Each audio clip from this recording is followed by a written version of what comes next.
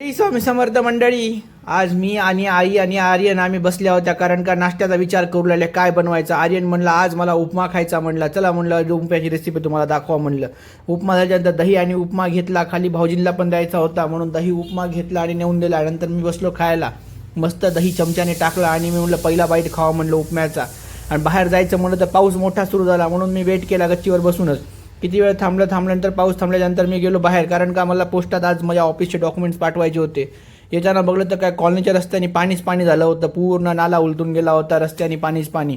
कारण आमच्या इकडे ग्रामपंचायतची रस्ते असल्यामुळे कुठलाही सुविधा आणि कुठलीही हे नाही आहे, कारण सगळ्यांनी अतिक्रमण करून टाकलेलं आहे. नाला पाणी रस्त्याने चालूच असते वाहन आणि कोणी येऊन बघणारं नाही आहे. घरी येऊन बसतं तर काय गादीवर पूर्ण पसारा टाकला होता, कारण का मला पोस्टाने टाकायचं होतं, चिकटपट्ट्या वगैरे सगळं टाकलं होतं. आणि रेडी झाल्यानंतर निघालो पोस्टाच्या दिशेकडं. घराच्या जवळ पोस्ट असल्यामुळे पोस्ट ऑफिसला गेलो आणि तिथं जाऊन कुरिअर केलो. कुरिअर करून तुम्हाला दाखवा म्हणलं पोस्ट ऑफिसचं.